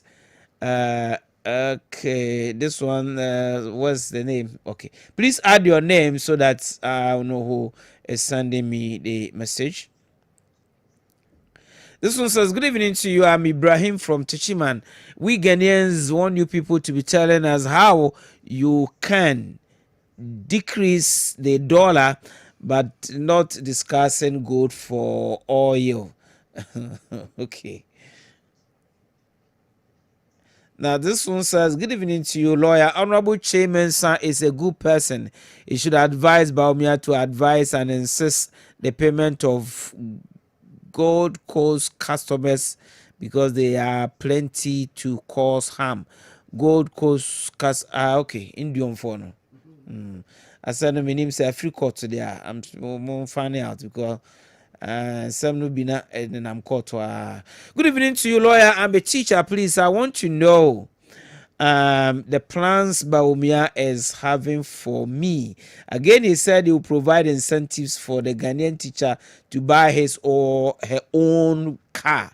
I hope they are not going to tell us to go for loans to purchase it. Ochre, okay. OCM sensors. Well, actually, wow, koto kaba duty na almost say buana. Cars to talk at teacher. So good evening to you. I'm enjoying your show. God bless you. This one from coming from Nkwa Abusuakurua.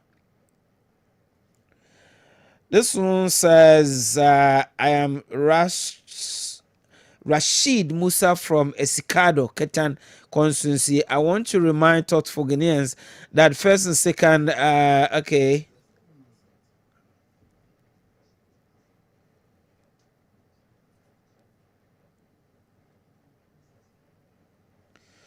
Oh, what from this ABC? Okay, okay.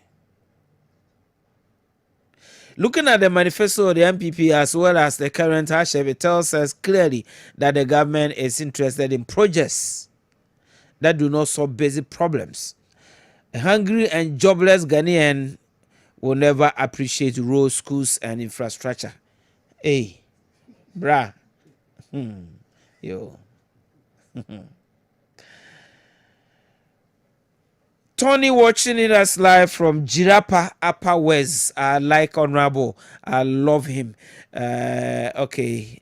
MPP all the way, he says. Okay, thank you for your message. This one says, good evening to you, lawyer. Is Jamal from Tamale. Please, the Honorable former majority leader should clarify the dollar issue. It's not their gold reserve, but rather what we call petrodollar. This phenomenon was set up by this conspiracy theory. At the practical economists. Good evening to you, lawyer. Greetings to you and your honorable member. I would like to know from Honorable Chairman Sabunzo if mining companies like Newmont also sell their gold to the central bank. Okay, Kofi Obiri Yeboah from Subin Frimpong Obense Ochiao Enyumbre. This one says NPP is best party in Ghana. Come to Kumawu and see what is going on. More infrastructure work. My name is Ado Frederick. It is possible for NPP to win again, he says. Now, this one says, good evening to you, lawyer. I'm Victor Jackson Ajekum, watching you live from Germany. NPP is the best alternative for Ghana. Vote Baumia for president, he says. This one says, it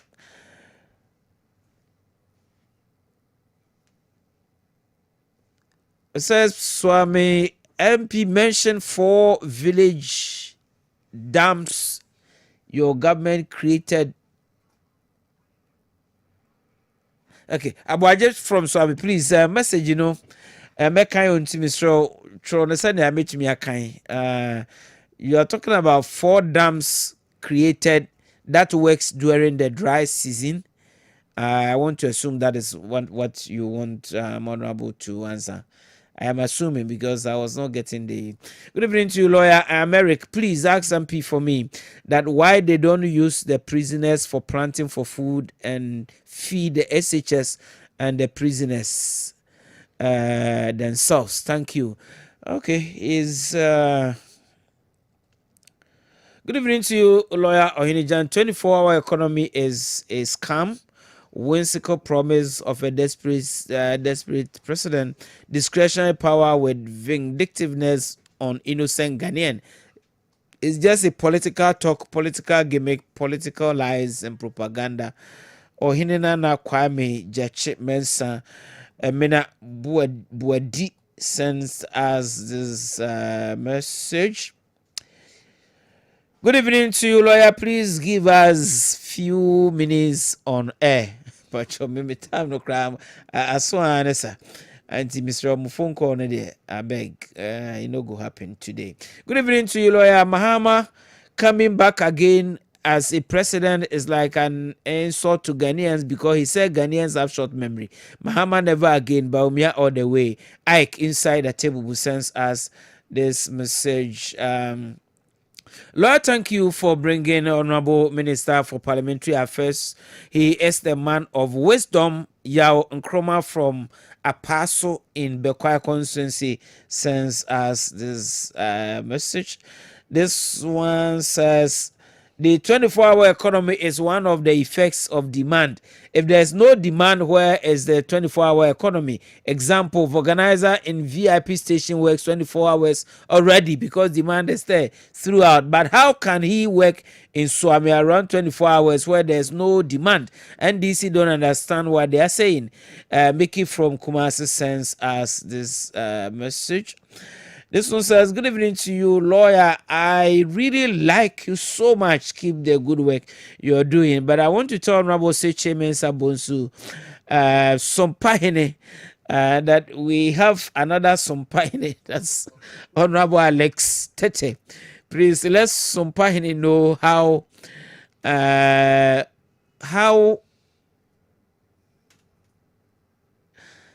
I'm trying to. About your message, sending now. May try. I'm trying to read it, but the way it is now, I'm finding it very difficult to put it together. Good evening to you, lawyer. Today we've seen all the NDC manifesto. Is that not say Mahama? We know him already. Mensah Bonsu Kaswa of Anko Old sends us this message. This one says, where is okay, you agree, say you greet Nana Yasebe. I will convey your greetings to him. Good evening to you, lawyer Ohene Gyan. MPP and NDC cannot hoodwink the good people of Ghana with their non-feasible and unassuming promises anymore.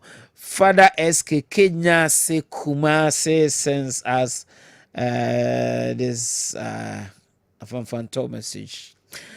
I'm a graduate from Agricultural College. Since I completed 2017, no job, nothing to depend on. In fact, please help us share our grievance to the government. Okay, Agri College 4-way. Honorable Pacho, note it because almost every day they send me a message, both on TV and on radio. They want to know their fate. Maybe I can't 1 minute spend a corner because then we'll have only 10 minutes and we'll have to run away. Good evening to you, lawyer. We thank all the MPP faithfuls who attended the massive health work today.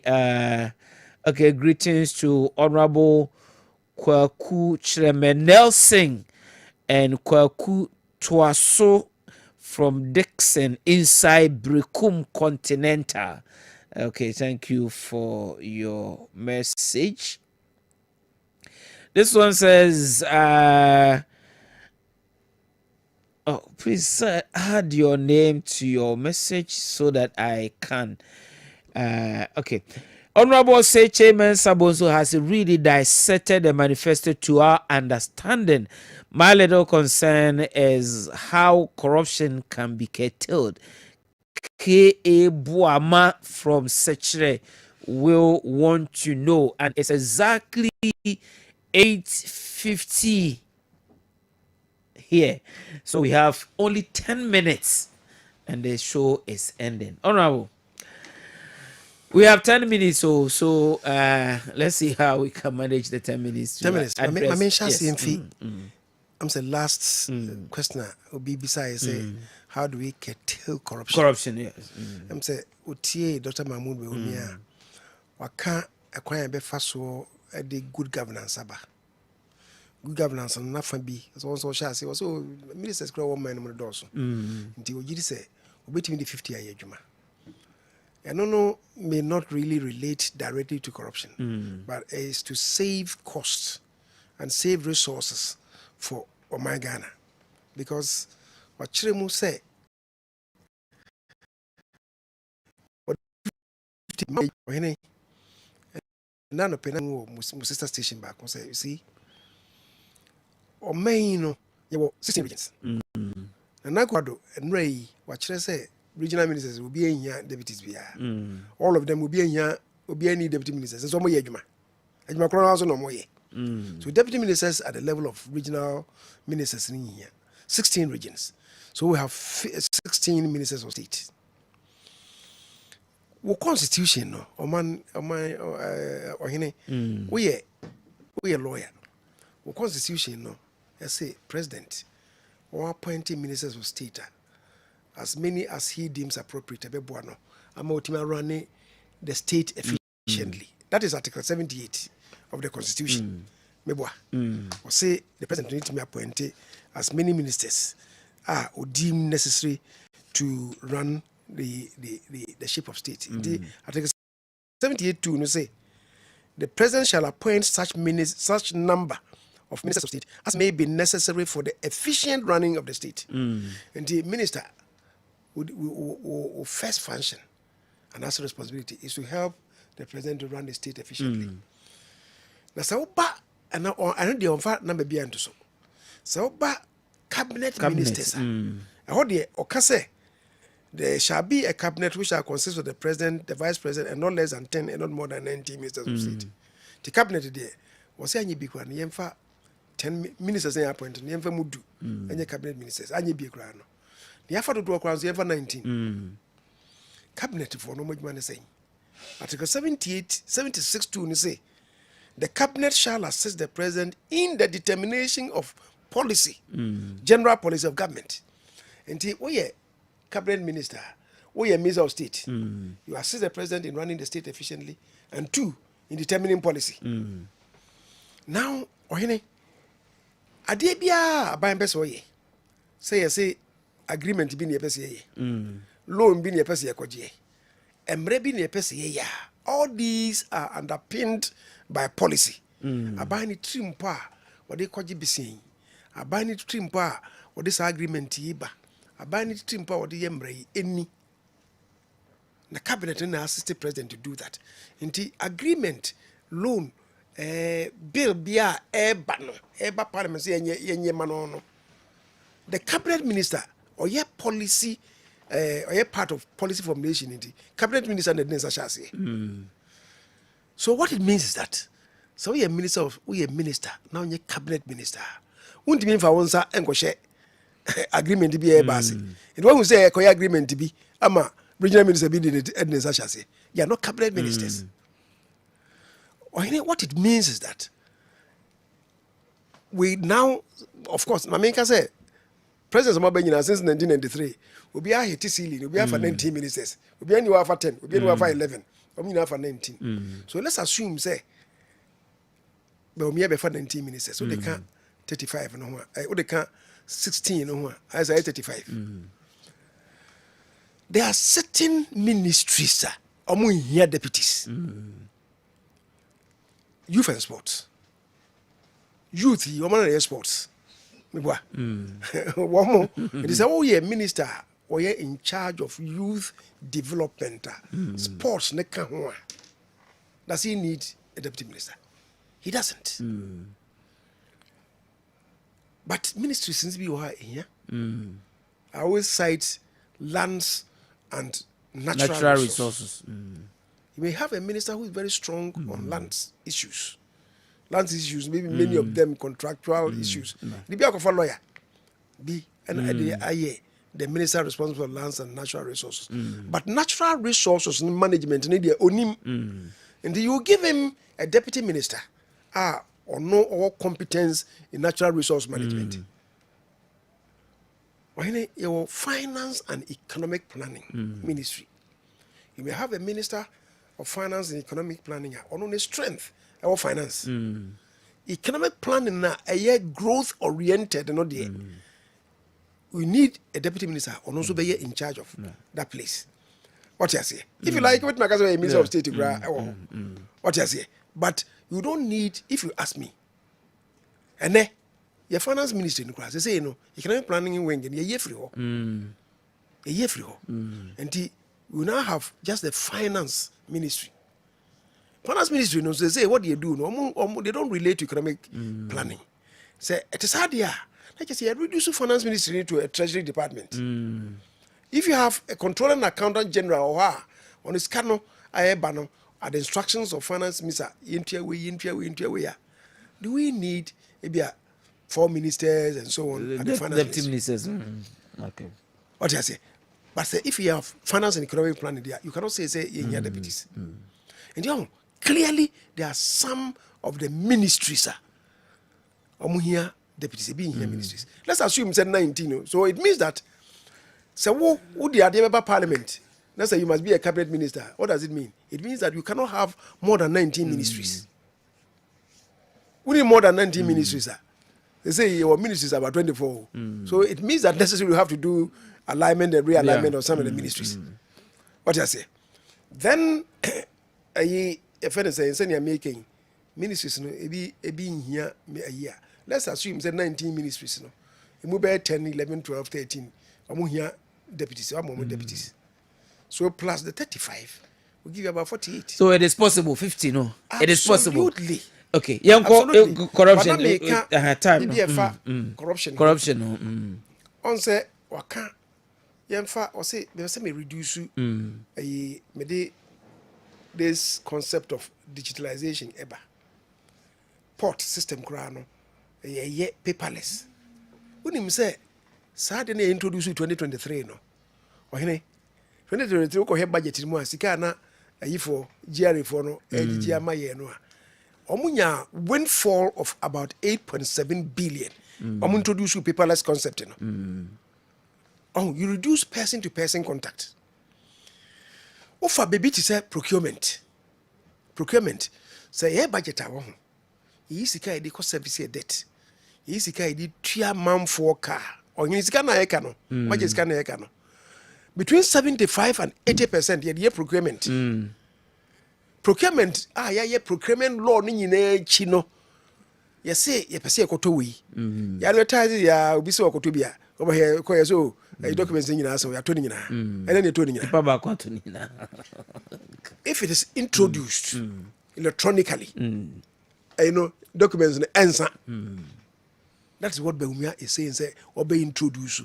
Ye submit or tender will be a assessment is open to everybody. There'll be transparency. There'll be transparency. That will reduce corruption. Okay. Now, if you are making savings, because it's been estimated, say, about 25%, it could go for that's how many years you make savings near plowing back at the development. Finally, he talks about asset declaration. I say asset declaration, no. If I hear publish you, asset declaration.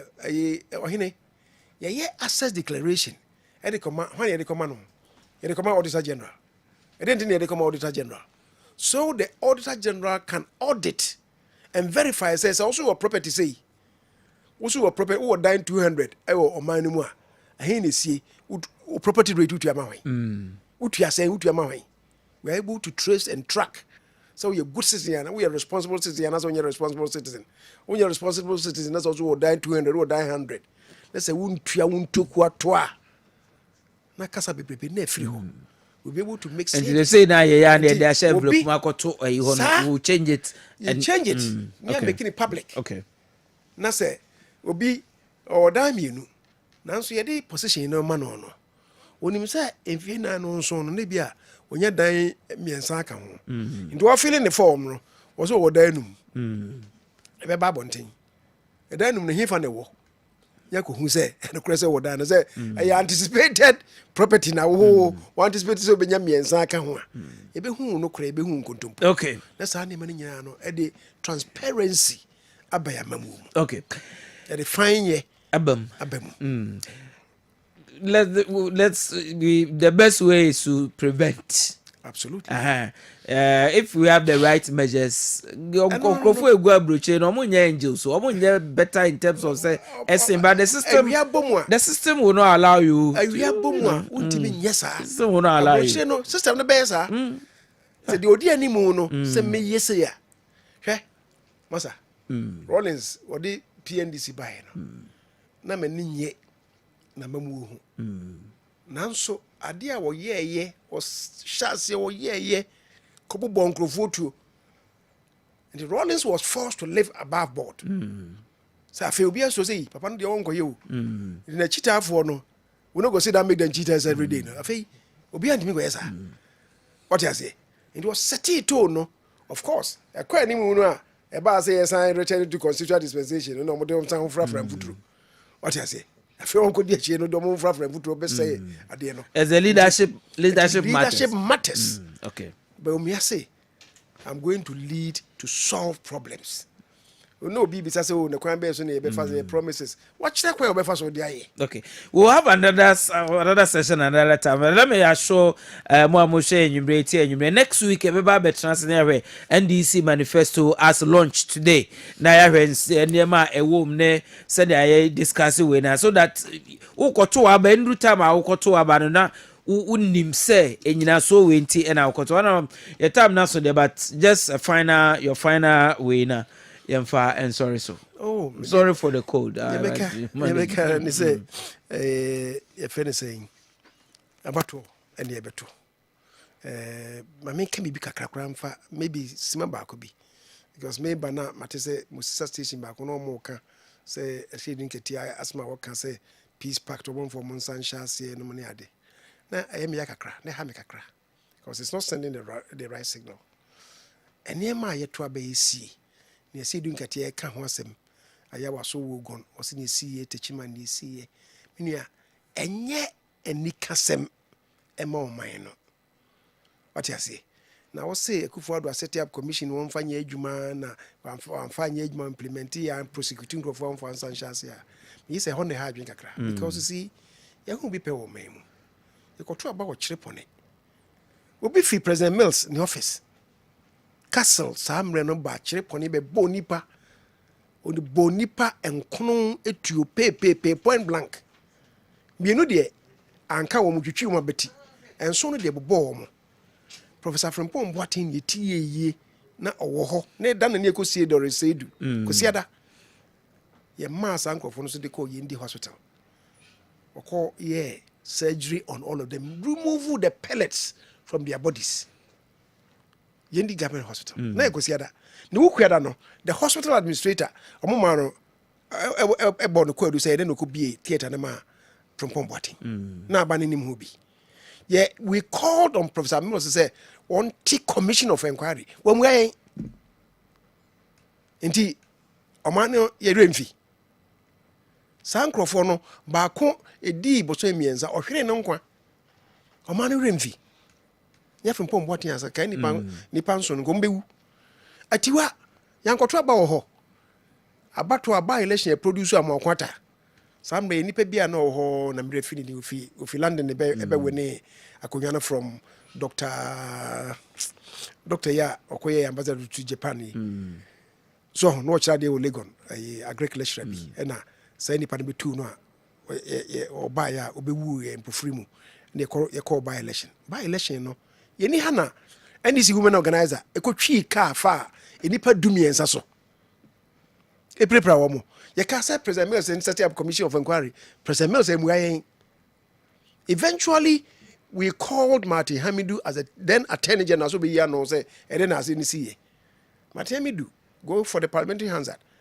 ɔse ɔgye to mu sɛ saa nkurɔfoɔ no they were innocent bystanders ɛna ɔno wɔde ahopopo kɔtwii kaa ne faa wɔno so because na barrier bi wɔ hɔ na ɔfiri sɛ kaa no ntimi mfo barrier no ɛna ɔkɔtwi faa ɔmo so na ɔmo a yɛpira no unfortunately no only enough evidence to prosecute Anita D'Souza Ghana for werɛ anaa saa nneɛma no wɔ hɔ they are scarce ɛyɛtwa a bɛda yɛ ho yɛwerɛ mfi ntie no yɛmia yɛtɛmu no yɛnka sɛ na ɛsi nnura ne nansa ne no ɛwɔ sɛ ɛsi ano kwan ɛne sɛ yɛma bɛsi bio never again na wɔka sɛ medeɛ wɔɛsi fa me nkurɔfoɔ ho no yɛanyɛ sɛ yɛamenyɛ sɛ yɛ ɔmo nso a this council for some be engaging. Let's see how the engagement will go. Na yɛrɛ mɛka ne sɛ aba a yɛbɛto no ɛyɛ adwenkyerɛ the MPP for sɛ bɛtumi ayɛ no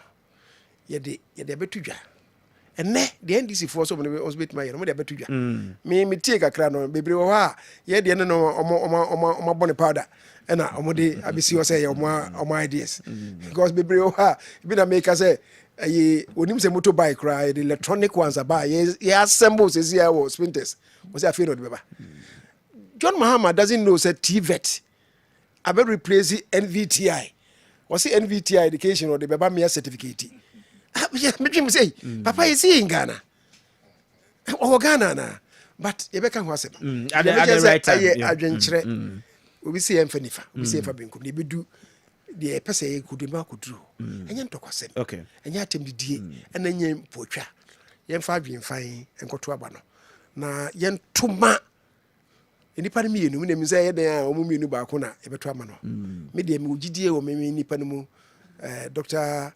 Mahmoud Baumia so no bitimi aboa yen because sabe ye hwe na dwen se ne yesitie the depth of his knowledge the sharpness of the brain and innovations our day ba ɔman no mu no a ɛna bi na John keka no okay nti ba ne nyina akyi no yɛmfa de ɔmo ka no ntu nsani ani so na nea emu epia yɛgyiri sɛ bituma bɔ ɔman no mpuntu no yɛmfa ne yɛnto aba ma sɛ nipa no I have no doubt in my mind say in 3 months yɛbɛto aba no amanfo nyinaa na sɛ nipa dodoɔ no abɛto aba ama Dr. Mahmoud Bawumia Honorable Osei Chei Mensa Bonsu the first Sumpahene conferred by no other person than His Royal Majesty Otumfo na Ankasa. Enunti Enyumbre being a member of Parliament for Swami constituency, being the Minister for Parliamentary Affairs, immediate past, Majority Leader in Parliament, Chairman, NPP Manifesto Committee, Honorable Seche Mensa Bonsu, the Sumpahene. Thank you for this evening. Mwamoche enyumbre mwamweti enyumbre da munyina suswase. Asidaka sena nkoma the producers of the program. Washa wase. Danko ponya aduma na ochese na ebese na besomo e democracy jumadi so e wo Kessben. Lawyer Charles Amo Mechiao enyumbre bijidi yesa wumpom eye. Let's engage tomorrow. Enjoy the rest of your evening, Lawyer Charles Amo. Okay, so enyumbre na di jumadi no ebeso. If you have beer, just enjoy. I can assure you there will be no beer in heaven. Whilst here, enjoy your chilled beer. So says Satongo.